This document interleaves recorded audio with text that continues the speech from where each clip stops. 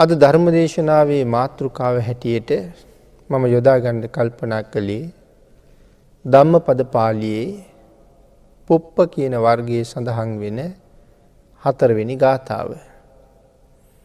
අපේ බුදුරජාණන් වහන්සේ සවැත් නුවර ජේතවනාරාමේ වැඩ ඉන්න කාලේ තමයි මේ ගාථා රත්නය දේශනා කරන්නට යෙදුනේ සුවිශේෂී අරමුණක් මුල් කරගෙන. කම්සැපය දැඩිව ප්‍රාර්ථනා කිරීම මහත් වූ දුක කියන කාරණාව තමයි මේකට පාදක වෙලා තියෙන්නේ. පුප්පානි හේව පචිනන්තං ව්‍යාසත්ත මනසං නරං සුත්තං ගාමං මහෝගෝව මච්චු ආදාය ගච්ඡති. සඳහන් කළා කම්සපෙහි ගිජුව ඇලුණු සිත් ඇත්තා සඵල නො වූ අදහස් ඇතිව මිය යනවා කියලා. ඒක තමයි මේ ගාථාවේ සරලම තේරුම. අපි මේ ධර්ම කාරණාව ටිකක් සාකච්ඡා කරමු. මේ විදිහේ ගාථා රත්නයක් දේශනා කෙරුවේ මොන වාගේ කාරණාවක් නිසාද කියලා. ඒක ටිකක් සාකච්ඡා කරලමු. මේ කොසල් මහරජුරු කියලා කියන්නේ මහත් වූ ශ්‍රද්ධාව ඇති කෙනෙක්. ඒ වගේම බොහෝම ඥානවන්ත කෙනෙක්. ඇතැම් කාලවල අනුන්ගේ කියමන් අහලා යමක් හුඟක් හොයලා බලන්න නැතුව කටයුතු කරපු නිසා අඥානකම් වගේ දේවල්ද සිද්ධ නුණා නෙවෙයි. පස්සේ පසුතැවීමට ඒ නිසා බොහෝ සෙයින් ලක් වුණා. නමුත් වයසින් මුහුකුරා යන්න ප්‍රඥාවත් බොහෝම මුහුකුරා ගියා.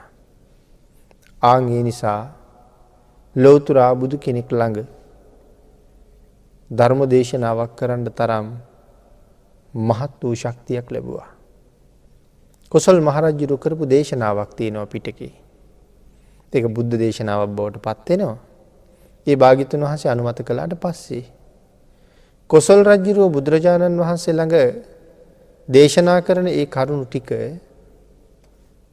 එක ඇලපිල්ලක් ඉස්පිල්ලක්වත් භාග්‍යතුන් වහන්සේ වෙනස් නොකර මහා සංඝයාට කියනවා මේ කාරණා ටික මේ විදිහටම පිළිගන්න කියලා. ඒ සූත්‍රයේ තියෙන මජ්ක්‍ධිම නිකායේ. ඒ සූත්‍රය හඳුන්වන්නේ ධම්මචේතිය සූත්‍රය කියලා.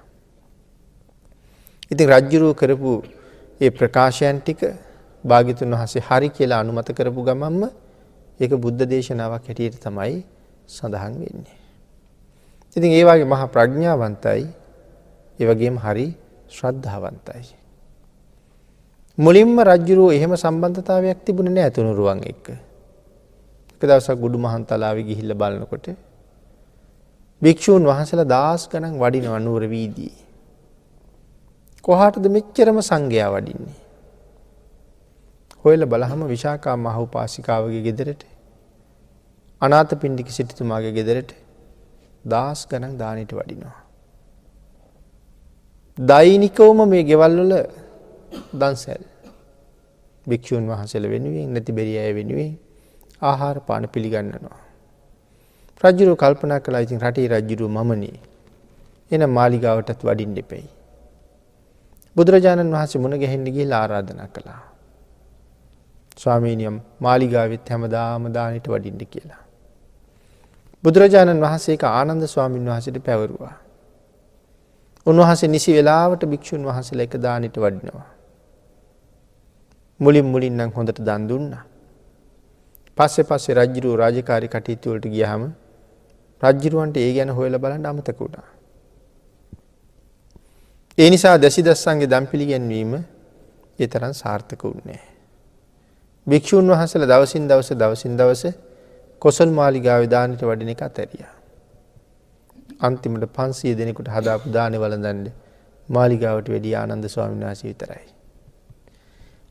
ඒ කාරණාව පදනම් කරගෙන කොසල් රජුරෝ ගිහිල්ලා බුදුරජාණන් වහන්සේට සඳහන් කළා.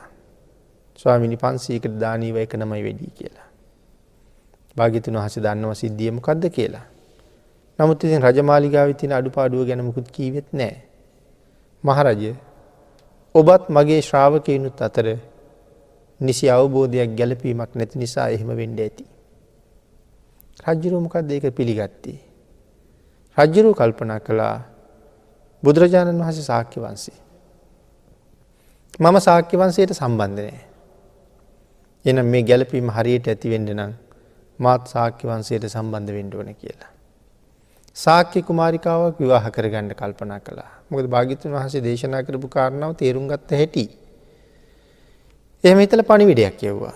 ශාක්‍ය දේශයට පණිවිඩයක් යවුවා කොසල් රජුරවන්ට ශාක්‍ය දේශෙන් දුවක් ඕනේ කියලා. ඒ වුණාට ශාක්‍ය වංශිකයෝ කැමති නැහැ කොසල් රජුරවන්ට දුවක් දෙන්න. කරන්න දෙයක් නැහැ, රජුරු මහ බලවත්. ඒ නිසා තීරණය කළා දාසියෙකුගේ කුසින් ඉපදිච්ච දාස දුවක් අගමහිසී කරලා දෙමු කියලා. ආන් ඒ වෙලාවේ මේ මහානාම කියන ශාක්‍ය රජුරවන්ට දාව දාසියෙකුගේ කුසේ පිළිසිඳගත් දැරියක් හිටියා වාසභකත්තියා කියලා. හැබැයි හරි ලස්සන රූපයක් තිබුණා. ඒ තමයි දැන් රජුරවන්ට විවාහ කරලා දෙන්නේ. හැබැයි රජුරු රාජපුරුෂයන්ට කිව්වා ශාක්‍යෝ කියලා කියන්නේ හරි මාන්නාතිකයි. ශාක්‍යයන්ගෙන් එහෙම ලේසියෙන් යමක් ගන්න බෑ. මේ වගේ විදිහට. ඇය හරියටම ශාක්‍ය කුමාරිකාවක්ද කියලා හොඳට විමසලා බලන්න කිව්වා. එහෙම දෙනවා කියන එක ඒ තරම් විශ්වාස නැහැ. තාත්තත් එක්ක කෑම කනවද කියලා බලලා එක්කින්න කිව්වා. ඊට පස්සේ අරගොල්ලෝ ගිහිල්ලා කිව්වා. අපේ මහරජුරුව එක්කෙන්න කීවේ තාත්තත් එක්ක එකට ඉඳගෙන කෑම කනවා දැක්කොත් විතරයි කියලා. ඊට පස්සේ ඇය සරසගෙන ඇවිල්ලා ඇයත් එක්ක මහානාම ශාක්‍ය රජුරුව ආහාර ගන්න වාඩි වුණා. රජුරුව ඇයත් එක්ක ආහාර ගන්නෑ. නමුත් අරගොල්ලන්ට මේ විදිහට පේන්න සැලැස්සුවා. සලස්සලා ඇය දුන්න දැන් අරගොල්ලන්ට විශ්වාසයි. ඇයට උපන් දරුවා විදුඩබ. විදුඩබ තරුණ වයසට එනකොට විදුඩබ අහනවා අම්මේ මට කිරියම්මලා කිරියත්තලා නැද්ද කියලා. ඉන්නවා පුතේ. ඒගොල්ලින් හුඟක් ඈත. මේ පුතාට එහාට යන්න දෙන්නේ නැතුව ඉන්නමයි හදන්නේ. මොකද වාසභකත්තිය දන්නවනේ මොකද වෙලා තියෙන්නේ කියලා. නමුත් මෙයා දිගින් දිගටම ඉල්ලීම් කරනවා. එහෙනම් කලින් පණිවිඩයක් ඇරියා විදුලබ කුමාරයා එනවා. කරුණු කාරණා හොඳට දැනගෙන කටයුතු කරන්න කියලා. ඒ කියන්නේ අපේ තියෙන මේ තත්වයන් එයාට දෙන්න එපා කිව්වා. ශාක්‍ය රජවරු විදුලබ කුමාරයා පිළිගත්තා. හැබැයි එයාට බාල කුමාරවරු ඔක්කොම නගරින් අයින් කරලා තිබුණා. මොකද දාසිගේ පුතාට වඳින්න වෙයි කියලා. වැඩිමල් අය විතරයි හිටියේ. උදේට වඳින්න වෙන්නේ නැහනේ. ඉතින් හොඳට සැලකුවා. දවස් කීපයක් කිරියම්ම කිරියත්ත ගාව ඉඳලා යනකොට මෙයාගේ එක ආයුධයක් බැරි වුණා. මගට ගිහිල්ලා තමයි මතක් වුණේ.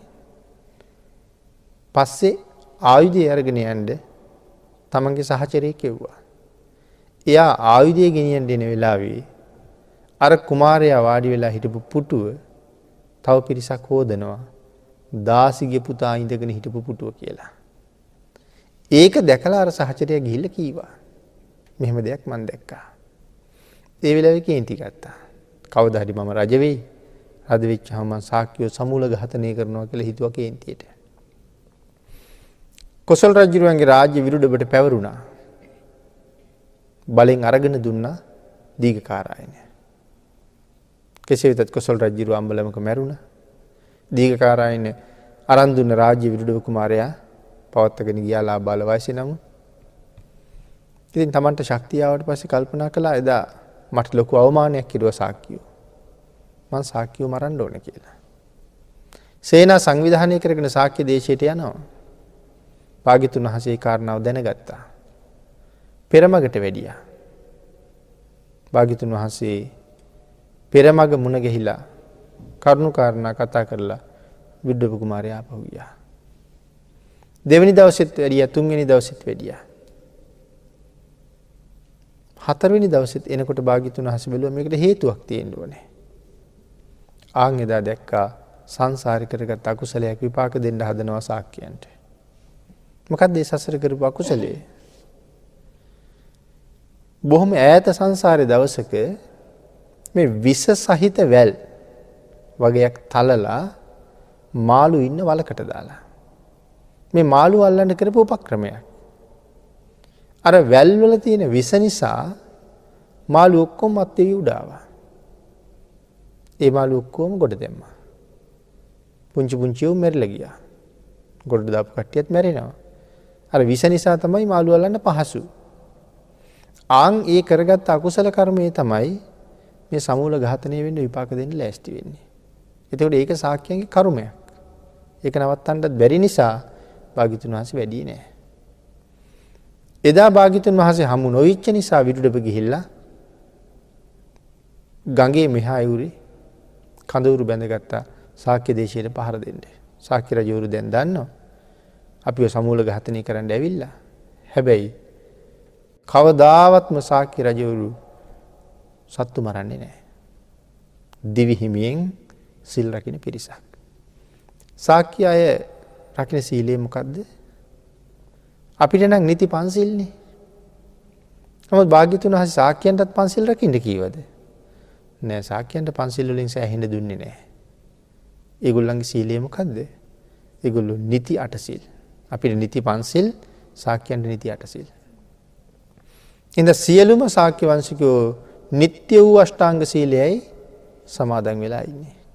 කවදාවත් මේක කඩන්නේ නැහැ මොන හේතුවක් නිසාවත්. ආන්ගේ හින්දා ශාක්‍යයෝ සත්තු මරන්නේ නැහැ. ඒ හින්දා විරුඩපට මේ යුද්ධේ හරි පහසුයි. හැබැයි ශාක්‍යයොත් එක්ක යුද්ධ කරන්න විරුඩපට පුළුවන් කමක් නැහැ. මේගොල්ලෝ යුද්ධ කළා නම් සිල් ගන්න කලින් මෙහෙම වෙන්න කලින් ඒගොල්ලෝ යුද්ධ කරන්න දක්ෂයි. දැනුත් දක්ෂයි. යුද්ධ කරන්නේ නැහැ. ඒ හින්දා ශාක්‍ය රජවරු තීරණය කළා අපි විදුඩබ බය කරලා පන්නමු අපේ දරු පැටවගේ ජීවිත පවා ඉවර වෙනවනේ. එහෙම හිතලා ආවා යුද්ධෙට. එන්නේ සත්තු මරන්න නෙමෙයි, මිනිස්සු මරන්න නෙමෙයි. කොයිතරම් දක්ෂද කියන කාරණාව පැහැදිලි කරලා තියෙනවා. එහා ගඟේ එහා පැත්තේ ඉඳලා විදුඩබගේ සේනාවට විදිනවා ඊතල වලින්. සඳහන් කරනවා බලපුවහම අර වහිනකොට උඩ බලහම වැහි බින්දු වෙනවා වගේ සීමාවක් නැතුව එක දිගට එකක් පස්සේ එකක් සීසීකඩ ඊතල එනවා. විදුර රජුරු බය වුණා. කතා කරලා කිව්වා දුවමු අපි කියලා. ආංගේලයි පුරোহিত බමුණ කතා කරලා කියනවා මහරජ දුවන්න එපා. කිසි දෙයකට බය වෙන්න එපා කිව්වා. බය නොවී කොහොමද පේන්නේ නැද්ද වැස්සක් වැහි බින්දු වෙනවා වගේ ඊතලෙ එන්නේ කියලා. ආංගේලයි පුරোহিতය දන්නවා ශාක්‍යව කවදාවත් ප්‍රාණඝාත කරන්නේ නැහැ කියලා. මහරජ හැරිලා බලන්න අපිත් එක්ක ආපු එක්කෙනෙක්වත් වැටිලා මැරිලාද කියලා. ඒ තරම් ඊතල වැක්කිරෙනවා ඇවිල්ලා. සඳහන් කරනවා මේ කම්පෙත් අස්සෙන් යනවා. බෙල්ල ළඟින් යනවා. අත් දෙක අස්සෙන් යනවා. එහෙමයි විදින්නේ මේ බය කරන්නේ. කම්පෙත් අස්සෙන් යනවා කොතනවත් තුවාල වෙන්නේ නැහැ. අත එල්ලගෙන ඉන්න අත් දෙක අස්සෙන් ඊතල යනවා. කකුල් අතරින් ඊතල යනවා තුවාල වෙන්නේ නැහැ. මොන තරම් දක්ෂතාවයක් තියෙන්න ඕනේද වැස්සක වැහි බින්දු වෙනවා වගේ යන ඊතල මේ දාස් ගානකින් එක මිනිහෙකුගේ ඇඟේ සීරුමක්වත් නැති වෙන්නේ විදින්න කොයිතරම් යුද්ධයට දක්ෂද? එහෙමනම් මේගොල්ලෝ යුද්ධ කරන්න තීරණය කරා නම් විරුද්ධවගේ පිරිසට හැරෙන්නවත් හම්බෙන්නේ නැහැ. රෝහිණී නදිය ගාව ශාක්‍ය කෝලිය යුද්ධ වෙලාව ඒකනේ සඳහන් කළේ. ඒ යුද්ධේ හරියට කෙරුණා නම් ශාක්‍ය වංශිකයෝ ඉවර වෙන්නේ ඉතුරු වෙන්නේත් නැහැ. කෝලිය වංශිකයෝ ඉවර වෙන්නේත් නැහැ. ඉතුරු වෙන්නේත් නැහැ. අපි දන්නේ යුද්ධෙදී නම් කවුරු හරි ඉතුරු වෙන්න එපයි. මේ යුද්ධය හරියට කෙරුණා නම් දෙගොල්ලම මැරෙනවා. මේ පැත්තේ ඉන්න අන්තිම පිරිස අර පැත්තේ ඉන්න අන්තිම පිරිසට ඊතල ප්‍රහාරයක් මුදා හැරෙනකොට ඒ ඊතල මෙහෙන් එනකොට අර පිරිසත් ඊතල මුදා හැරෙනවා. දෙගොල්ලම මරණ විදිහට යුද්ධ කරන්න හරි දක්ෂයි. ඉතින් ඒ නිසා විදුඩබ ශාක්‍ය දේශයට ඇතුල් වෙලා එයා කැමැති විදිහට ශාක්‍යව සමුල ඝාතනය කළා. මොකද කිසිම ආයුධයක් අතර ගන්න නැහැ මේගොල්ලෝ. සඳහන් කරනවා කුස දරුවන් දරාගෙන ඉන්න අම්මලාගේ කුස කපලා දරුවා එළියට ඇදලා උඩට විසි කරලා කඩුවේ මුණ තැල්ලුවා කියලා. කඩුවේ මිනින්ට. ඔය අතර බේරිච්ච පිරිසකුත් ඉන්නවා. ඒ අය බේරුනේ බොරු කියන්නෙත් නෑනේ සිල් රකිනවනේ. නමුත් දුවගෙන ගිහලා උණගස් බදාගත්තා. ආන්ගෙවට කියනවා සම්‍යක් ප්‍රයෝග කියලා. උණගස් බදාගෙන ඉන්න හැබැයි මේ ශාක්‍යෝ කියලා කියන අය විතරයි මරන්නේ. උණගස් බදාගෙන ඉන්න අය ගාවට ගිහිල්ලා අල්ලලා අහනවා තෝත් ශාක්‍යද කියලා.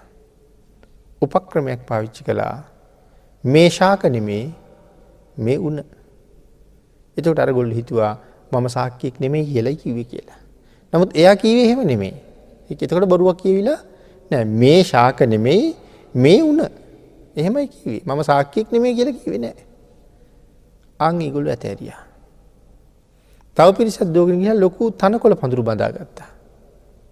ඒගොල්ලෝ ගාවට ගිහලා ඔබත් ශාක්‍යද කියලා අහනකොට මේ ශාක නෙමෙයි මේ තෘණ කියලා කිව්වා.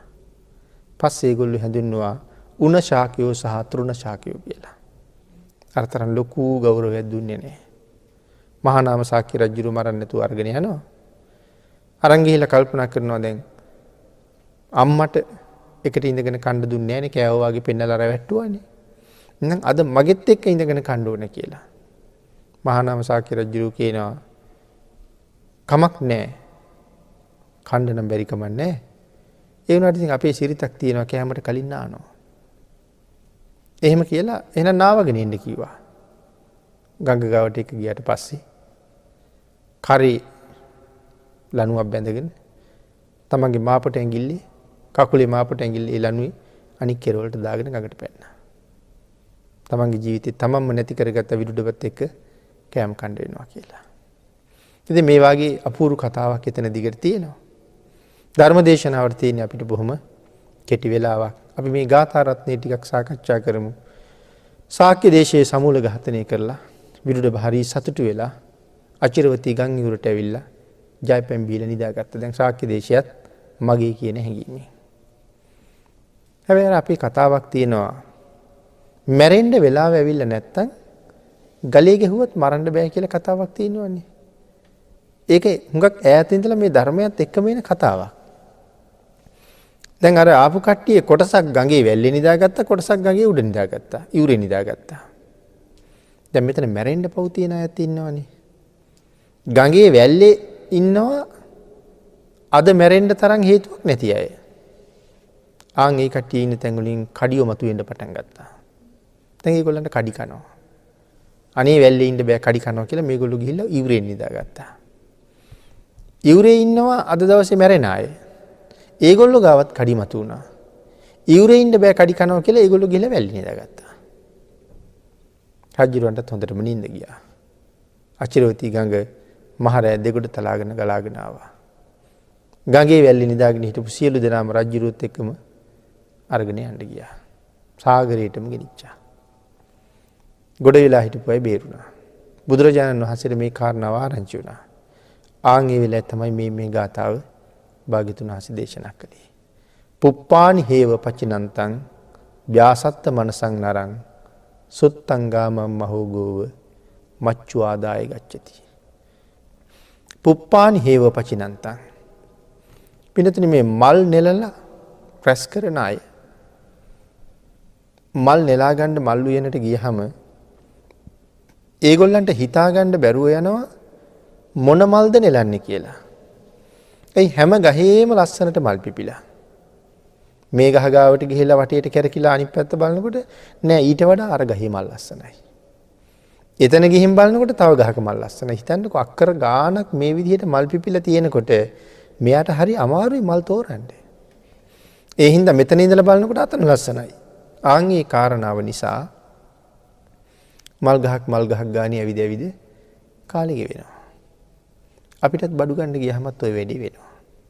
හිතලා බලන්නකෝ ඇඳුම් තෝරන්න ගියහම මේ අල්මාරියේ තියෙන ඇඳුම් ටික ඇදලා බලහම අපිට පේනවා මීට වඩා එහා කඩේ ඇඳුම් හොඳයි වගේ කියලා. මෙතන බැනුම් අහා ඒ කඩේට යනවා. එතනත් තෝර ඉන්නකොට හිතනවා නෑ ඊට වඩා අතන හොඳයි කියලා. ඉතින් හිතන්න කොහොම තෝරලා කොහොම හරි අන්තිමට ඇඳුම් ගන්නවා. ගෙදර ගිහිල්ලත් ඔය ඕක අඳිනවා. දැන් හිතන්නකෝ එහෙම ගෙනල්ලා ඇඳලා සතුටුුණාද කවුරුවත් කියලා.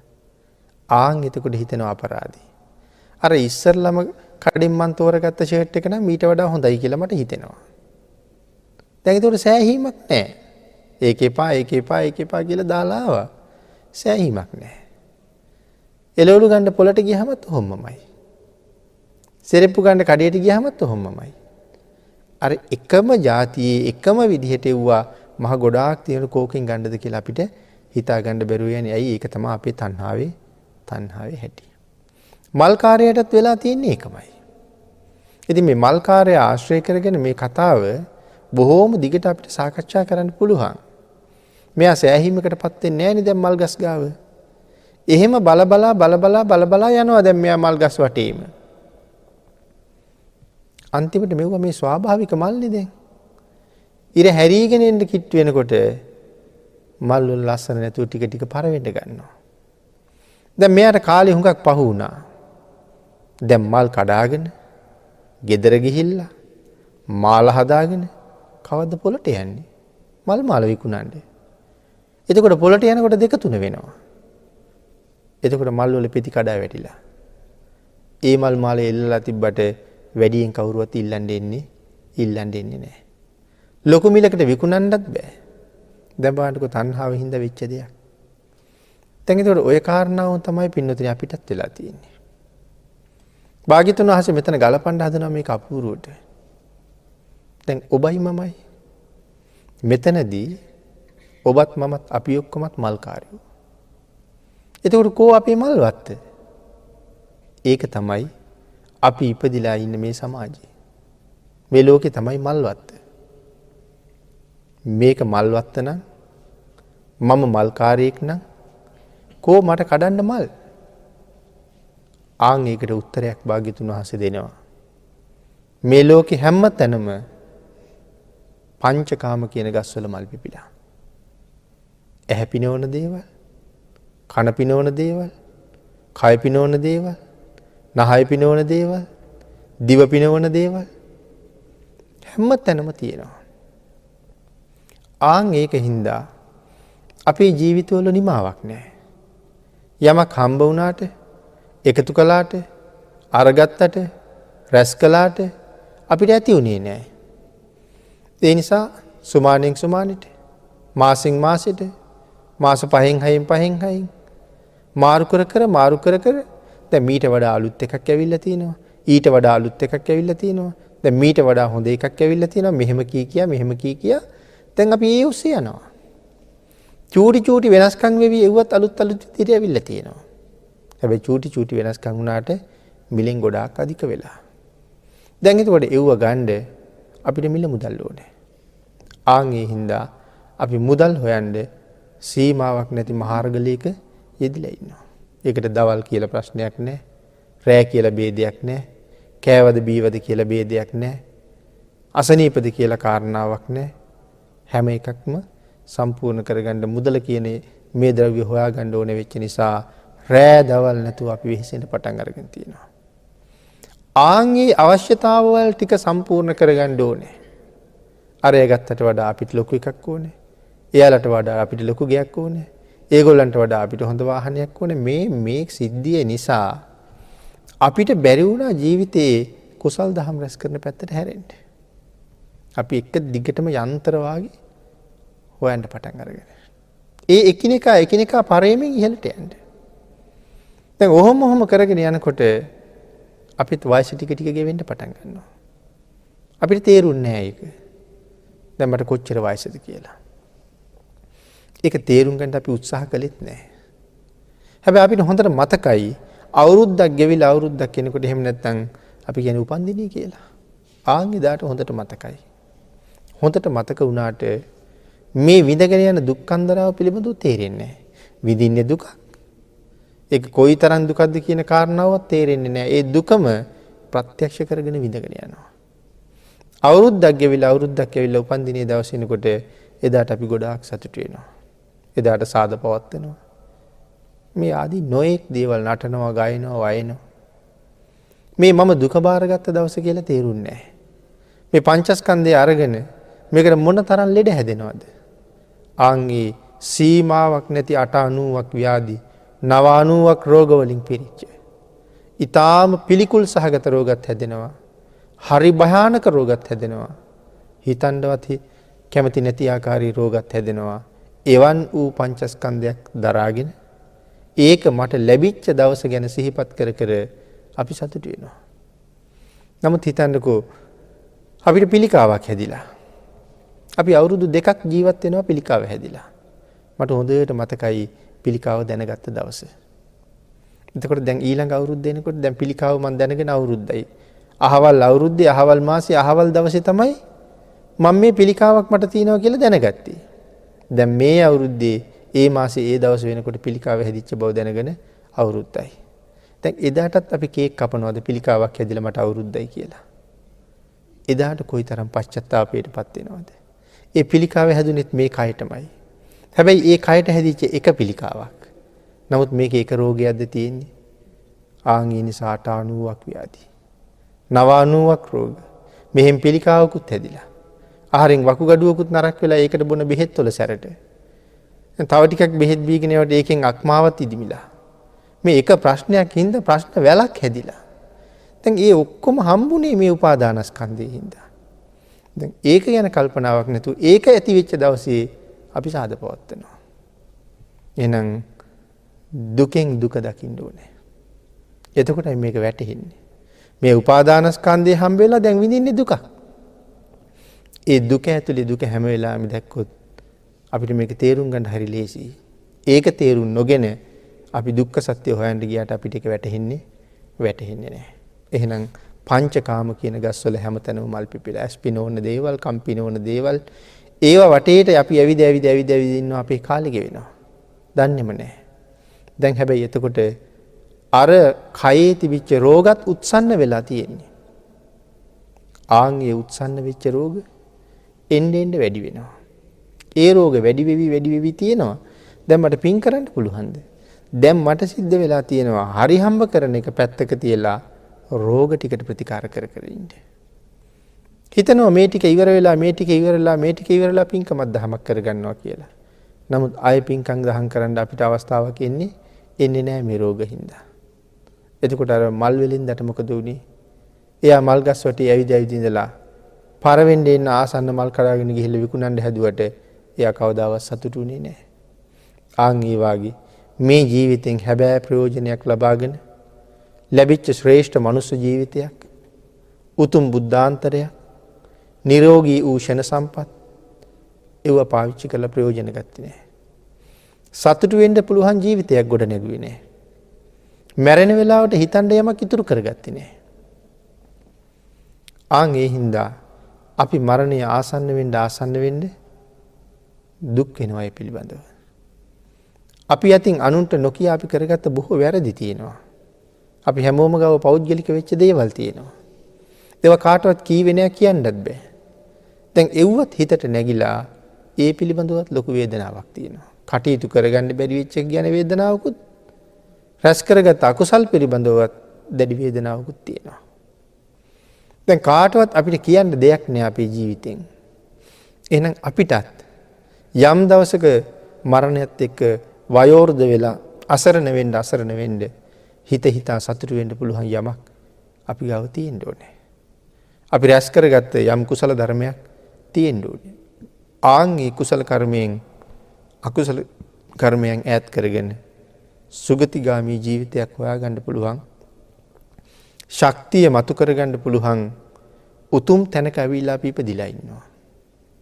මනුස්ස ජීවිතයක් හම්බ වෙලා, බුද්ධාන්තරයක් හම්බ වෙලා, ෂණ සම්පත් හොඳටම ලැබිලා. ඒ විතරක් නෙමෙයි මේ ලෝකේ බොහෝ මිනිසුන් අතර වෙන අන්‍ය ලබ්ධීන් පිළිගන්න ජාතීන් කොච්චර ඉන්නවද? අපිත් එහෙම තැනක ඉපදුනා නම් අපිත් සදාකාලික මිත්‍යා දෘෂ්ටිකයි. නමුත් ඒ අයට වඩා වෙනම බොහෝ කුසල් රැස් කරගත්ත නිසා අද එවන් තැනකින් මිදලා ඇවිල්ලා අපි මේ සම්මාදිට්ඨික තැනක ඉපදිලා. ඒ කියන්නේ බෞද්ධ යයි සම්මත පරිසරයකට අපි ඇවිල්ලා. ආන් එතෙන්ට එන්නමත් ලොකු භාග්‍යයක් තිබුණා. නැත්තම් අපි මිත්‍යා දෘෂ්ටිකවමයි ඉපදෙන්නේ. අපි මිත්‍යා දෘෂ්ටික වුන්නේ නැහැ හින්දා. දැන් ජීවිතේ ජීවත් කරන කාලේ අපිට මිත්‍යා දෘෂ්ටික වෙන්න අවස්ථාව වුණ තරම් තියෙනවා. හැබැයි එහෙම නොවි ලැබිච්ච ජීවිතෙන් ප්‍රයෝජන ගන්න ඕනේ.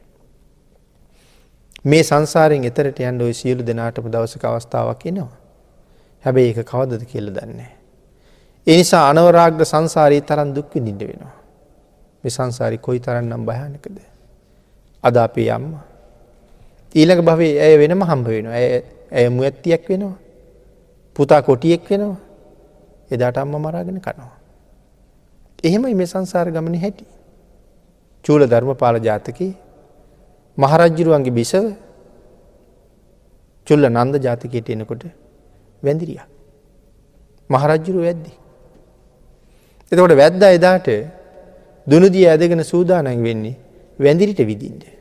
එදා බිරිඳ අද මරාගෙන කන්න ලෑස්ති වෙන්නේ ඒ බිරිඳමයි. රජුරුව වැද්දෙක් වෙලා බිරිඳ වැඳිරියක් වෙලා. මේ සසරේ හැටි. ඉතින් එහෙම අද අම්මේ කියන කෙනා කී කාලයක් ඔබයි මමයි මරාගෙන කන්න ඇද්ද? ඇය මමත් කන්න ඇති මම එයත් කන්න ඇති. එහෙම ගෙවිගෙන යන සංසාරික රැස් කරගත්ත මහ කුසල සම්පත්තියක් නිසායි මේ ජීවිතය අපිට හම්බුනේ. ඔය අතර සතර අපායේ අපි කොයිතරම් නිරේවල් වල പ്രേත ලෝකවල ඉපදිලා අනන්ත දුක් විඳින්නේ නැද්ද? මෙවන් උතුම් තෝතැන්නකට ඇවිල්ලා ආයෙත් ජීවිතේ පල්ලෙහාට ගලාගෙන යන තැනටපත් කරන්න පුළුවන් නම් මේ බුද්ධාන්තරයෙන් අපි ලබාගත් දෙයක් නැතු වෙනවා. ආන් ඒ නිසා ශ්‍රේෂ්ඨ බෞද්ධයෙක් වෙන්න පුළුවන් සම්මා දිට්ඨික ජීවිතයක් ලබාගත් අපි මරණාසන්න වෙනකොට නිකම්ම හිස් අතින් මැරෙන්නේ නැති වෙන්න අඩුම තරමේ තමන්ගේ හිතින් අපෙන් වෙන කවුරුවත් ඇවිල්ලා මුකුත් අහන එකක් නැහැ. නමුත් අපේ හිත අපෙන් ප්‍රශ්නයක් අහනවා.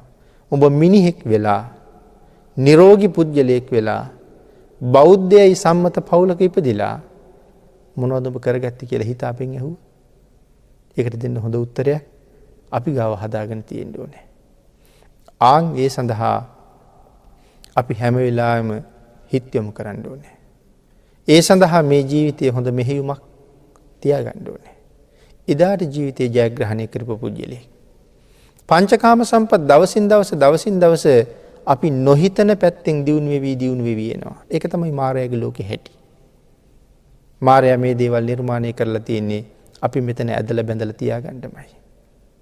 නොඑක් උපකරණ නොඑක් දේවල් ඒ සඳහාමයි. විද්‍යුත් උපකරණ තියෙනවා. ඒවා බොහෝම පහසුකම් අපිට සලස්සලා තියෙනවා. ඒ වගේම බොහොම අපිට ප්‍රයෝජන තියෙනවා. හොඳ පැත්තට. නරක පැත්තටත් ඒ වගේම ප්‍රයෝජන තියෙනවා. හොඳ දෙයක් ඇහි පිල්ලම් ගහන මොහොතකින් අන්තර්ජාලයේ වගේ දේවල් වලින් අපි ලබා ගන්නවා වගේම ඒ මොහොතේම ඒ විදිහටම නරක දේවලුත් ඒ ඔස්සේ අපිට ගලාගෙන ඉන්න පුළුවන්. ඒක ඇතුලේ සතර පායට යන්න ඕන දේවලුත් තියෙනවා. සුගතියට යන්න ඕන දේවලුත් තියෙනවා. අපි පංචකාමයට හරි බරයි. සත්‍ය ස්වභාවයෙන්ම කාමයට පාපයට රාගයට බර නිසා අපි වැඩියෙන් මැදිලා යන්නේ හොඳ පැත්තට නෙමෙයි නරක පැත්තට. එතකොට ඒකත් මායාවේ ලෝකේ තවත් එක ප්‍රතිඵලයක්. බොහොම ඉක්මන්, බොහොම වේගවත්, හරි පහසුයි. හැබැයි මේ පහසුව මේ ලෝකේ හුඟක් දේවල් දිනු කරගන්න පහසු වුණා වගේ නිරේට යන මගත් බොහොම ලේසියෙන් පහසුවෙන් සම්පූර්ණ කරවන්න කටයුතු කරලා තියෙනවා. ඉතින් ඒ නිසා අපි ඔය ඕන දෙයක් ගත්තාම අපි කියමු දුරකථනයක්ම කියලා. අද හොඳ දුරකථනයක් පාවිච්චි කරන කෙනෙක් තව මාස කිහිපයක් යනකොට එයාට කියනවා මේ වර්ගයේ අලුත් එක ඇවිල්ලා තියෙනවා. එයා උත්සාහ කරන්නේ එතෙන්ට. ඊළඟට එහෙම. නමුත් ඒත් එක්ක මේ අපේ ජීවිතෙත් අභාවයට යන්න තියෙන පැත්ත වේගෙන් වැඩි වෙමින් පවතිනවා. එතකොට මේ මායාවේ ලෝකේ නිර්මාණ මේ තියෙන දවසින් දවස අවශ්‍යතාවයට හරියන්න නිර්මාණය වෙවි වෙනවා. අපිට ලද සම්පත් ටිකෙන් සෑහීමකටපත් වෙලා ඒයින් ප්‍රයෝජන අරගෙන අනික් පැත්තට යයිතුයි කියන කාරණාවට අපි ගමන් කරන්නේ නැතුව හැම වෙලාවෙම පංචකාමයේ පැත්තටම බර වෙවි ඉන්නවා. ඒ නිසා මේකෙන් ගැලවෙන්න එක හරි අමාරුයි. නමුත් ප්‍රඥාවන්තයා, වීරයවන්තයා මනාව මේකෙන් එතර යන්න උත්සාහ කරනවා. ව්‍යාසත්ත මනසං නරං. එතන සඳහන් කරනවා ඇලුණු සිතය කොහෙද ඇලුනේ? පස්කම් ගුණෙහි මෙලිච්ච හිත. ව්‍යාසත්ත මනසං නරං කිව්වේ ඒකයි. අපේ හිත හැම වෙලාවෙම පංචකාමයට මැලෙනවා. ආන් ඒ නිසා භාග්‍යතුන් වහන්සේ ධම්ම දේශනා කළේ එහි ආදීනවෙම දකින්න. අපි සඳහන් කළානේ ධම්මචේතිය සූත්‍රය පිළිබඳව. ධම්මචේතිය සූත්‍රයේ එක තැනක කොසල් රජුගේ බුදුරජාණන් වහන්සේ ළඟ කියනවා ස්වාමීනි මම දැකලා තියෙනවා. අවුරුදු 35ක් 40ක් 45ක් එක දිගට බඹසර ජීවිත ගත කරපු අය. අවුරුදු 30ක් 40ක් ගිහිල්ලා ඒ ජීවිතෙන් මිදිලා ගිහිලා කාමුක ජීවිත ගත කරනවා. අවුරුදු 30 40ක් බඹසර වැසුවා. ඒ කියන්නේ දැන් මේ බ්‍රහ්මචර්යාවෙන් ඒගොල්ලෝ සෑහීමකටපත් වෙලාද? සතුටු වෙලාද? දියුණු වෙලාද? නෑ, එතන ඉඳලා තියෙන හිරගේක ඉන්නවා වගේ. තමන් සංයමයක් අරගෙන නෑ. ඊළඟට අනිත් පැත්ත ගලපනවා. ස්වාමීනි මේ ශාසනයේ මම දැක්කේ නෑ එහෙම පිරිසක්. නිත්‍ය වශයෙන් සැබෑවටම සිල් සමාදන් වෙලා හරියටම බ්‍රහ්මචර්ය සීලය ආරක්ෂා කරගෙන පෝෂණය කරගෙන සංසාරයෙන් එතර යන්න පාර හදාගෙන සසර බිය දැක දැක ජීවත් වෙන පිරිසක් මම මේ ශාසනය තුල ස්වාමීන් වහන්සේ දැක්කේ. ආන් එහෙනම් පින්නතුනි ගිහි ජීවිතය ඇතුලේ බොහෝම කරදර කම්කටොළු එමටයි. අපි ඒක දන්නවා. නමුත් ඒ කරදර කම්කටොළු අඩු කරගන්න සීමා කරගන්න අපේ ප්‍රමාණයට ජීවත් වෙන්න ජීවිතය සකස් කරගන්න ඕනේ අපිමයි. සවැත් නුවරත් කෝටි ගාණක් හිටිය ගිහි අය මගපල ලැබලා. ඒගොල්ලන්ට තිබුණේ ඒ ගිහි ජීවිතම තමයි. අනික අපේ අය කියන කතාවක් නේ වෙලාවක් නෑ කියන එක. එදා ඒ මාර්ගඵලලාභීන්ටත් තිබුණේ මේ පැය 24ම තමයි. ඒ කාලේ දවස් මීට වඩා දිග නෑ. මේ පැය 24මයි අද තියෙන්නේ ඒ පැය 24ම තමයි. හැබැයි ඒගොල්ලෝ කාලයක් තියාගත්ත ගුණ ධර්ම සම්පූර්ණ කරන්න අපි පංචකාමයේ රැස් කරගන්න තියෙන කාලෙත් අපිට මදි. ඒගොල්ලෝ ඒකත් කරගෙන ගුණ පුරන්නත් කාලයක් තියාගත්තා. ආන් ඒ ටික ජීවිතේ කළමනාකරණය කරගත්තේ නැත්නම් මරණ දවසට අපිට උත්තරයක් නැතුව යනවා. උත්තරයක් නැතුව මැරෙන්නේ නැතුව හරි සතුටින් මරු වැළඳ ගන්න පුළුවන් ජීවිතයක් පෝෂණය කරගන්න මේ ලැබිච්ච ශ්‍රේෂ්ඨ මනුස්ස ජීවිතයත් බුද්ධාන්තරයත් අපි සියලු දෙනාටම ආශිර්වාදයක්ම වේවා කියලා ප්‍රාර්ථනා කරමු.